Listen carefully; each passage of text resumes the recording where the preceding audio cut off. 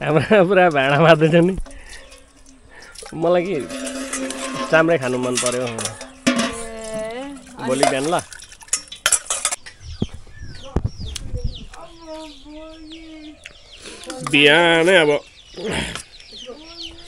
बिहानै यति खाएर हिँडेपछि त गाँठे तर चाहिँ अनि लिएर धोएर सफा गरेर सुकाएर राखेछन् अनि दुईटाको अनि यो त झनै 1.5 किलो जस्तो दुईटा हाम्रो पुरा भाँडा मार्दैछ नि मलाई कि चाम्रे खानु मन पर्यो भोलि बिहान ल बिहान चाम्रे ल चाम्रे खानु मन पर्यो गर्भवती भयो क्या खट अनि मन पर्यो अनि चाम्रे खानु मन पर्यो नि त लाज शरम छैन कसरी लाज शरम हो चाम्रे खानु मन पर्यो भनेर लाज शरम हुन्छ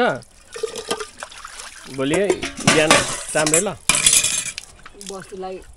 खोले पकाउँदा के गर्दा बिहान मुख धुनु पर्नेमा राति मुख धुन्छ यहाँ के अरे कोठेबारीमा काम गरेर धुलै धुलो भयो यहाँ धुप बाल्नु भनेको ल भोलि चाहिँ अर्ग्यानिक अचारसँग टमाटर सानो टमाटरको अचारसँग चाहिँ हैन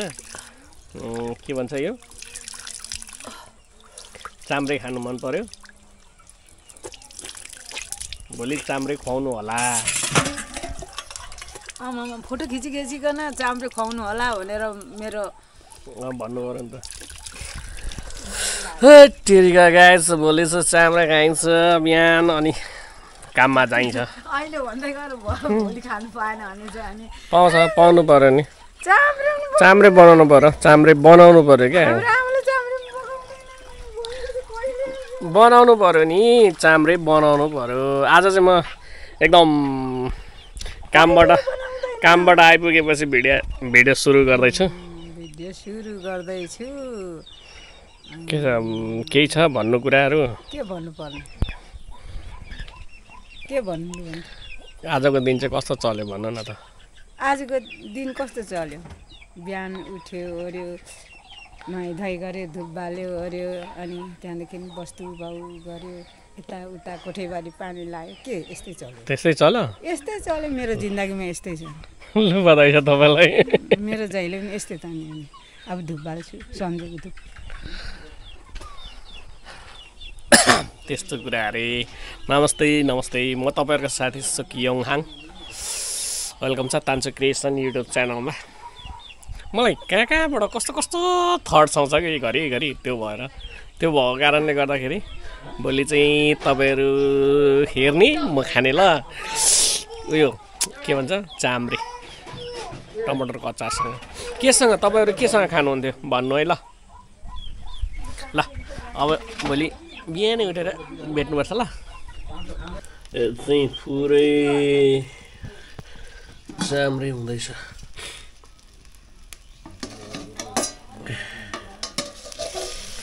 कसरी पाक्दैछ यो चाहिँ यस्तो पाक्दैछ रे बाबा फेरि पनि स्वागत छ तपाईँहरूलाई आज चाहिँ मर्निङ भइसकेको छ बिहान भइसकेको छ भर्खर उठेको म अब तपाईँहरूले यहाँनिर म यहाँ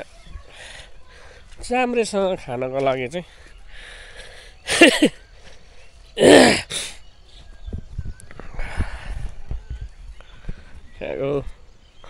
प्याज यहाँनिर झारले पक्रिसकेछ यहाँबाट अघि नै टमाटरहरू लगिसकेको छ है टमाटरको झ्याङ देखेरै म त लोकल टमाटरको झ्याङ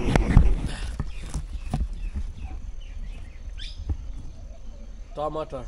पाकेको लोकल कतिजनालाई मनपर्छ यो हेर्नु है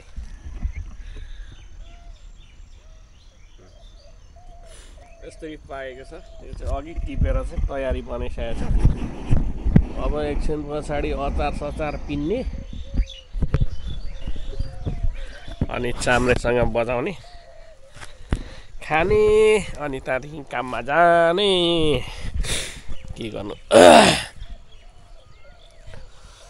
काममा नगई नहुने सयपत्री फुल यतिखेर पनि हुँदो रहेछ हौ भ्रामरी भयो भन्दा ब्रस गरिस्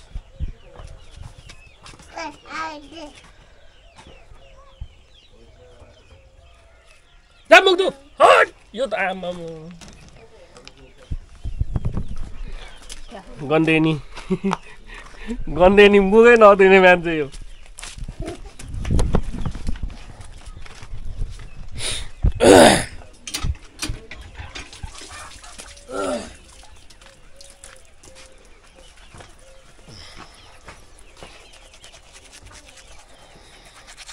नाक गरिन्छ मुख धुइन्छ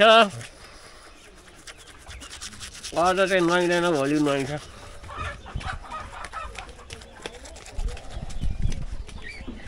ओ गन्डे नि मुख पनि धुँदैन यसले मुख धुइ खै मुख धुइ खै त लु देखा त कसरी धुइ देखा न लु मुखै धुएको छैन है यसले लु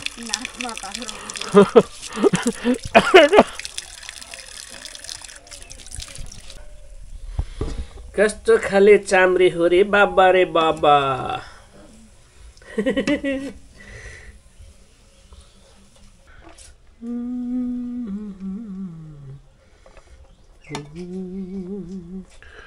यहाँभन्दा धेरै चाहिँ खानु हुँदैन त्यस्तै डढेछ त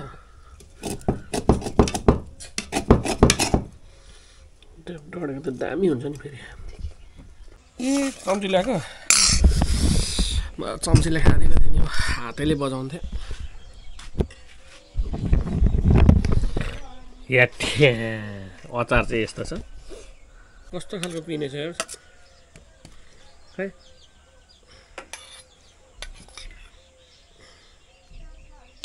यो त हातले खाँदा मजा आउँछ चम्चीले त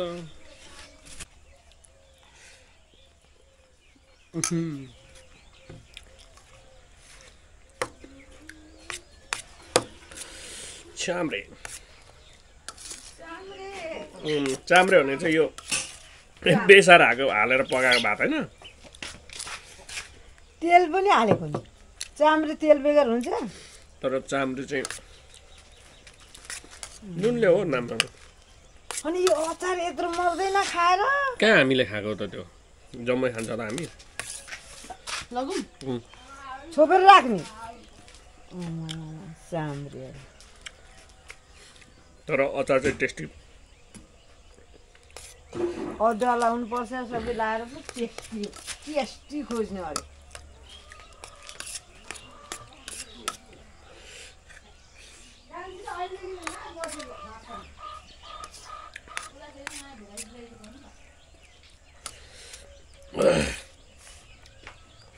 आफू त के गर्नु आफू त हौ आफू त के गर्नु र यतिखेर खल्लो चिया खानुपर्छ त्यो पनि आफैले हात नडराई खानु पाइने होइन आखिर क्या रे मलाई त भन्नु त आउँछ नि तर भन्नु अलिक डर लाग्छ युट्युब च्यानलमा गएपछि सबैले थाहा पाउनु न मलाई भन्नु कति आउँछ अनि त्यत्रो भोरी छ अब लगाइदिनु अरे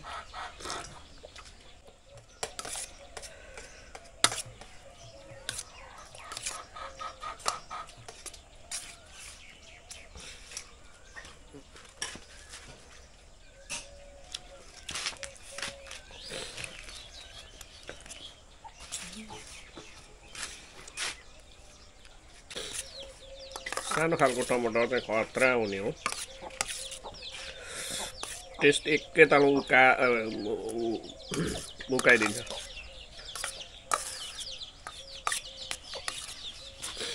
अब यति खाएर चाहिँ सानो खाले टमाटर बनाउनु किनेर ल्याएको कि बने नि किनेर ल्यायो यसले आफ्नै घरमा हुँदा हुँदा के किनेर ल्याउनु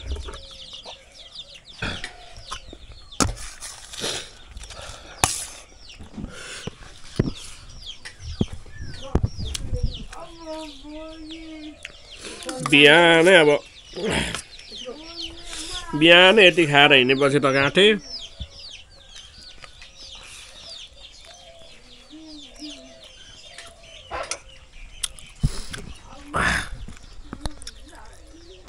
हेर त यो चाहिँ झनै 1.5 किलो जस्तो छ पहाडमा त यसरी यसरी छोटी आमाले यसरी यसरी हुन्छ भन्ने देखाउँदै 2-3 डोको पनि निकाल्थ्यौँ त हामी हाम्रो आमाले झापामा फलाएको ल भरै खाने कतिको टेस्टी हुँदो रहेछ अचम्मै गरेर देखाइबस्छ यो नदेखान लाज हुन्छ भन्छ जान कस्तो लाज हो हाम्रो आमाको पनि काम स्टार्ट भयो अब दुईटा बाख्रालाई दुध खुवाउनुको दुध चाहिँ खुवाउने साथसाथै आमाको पनि काम सुरु भयो होइन यता अब यो यता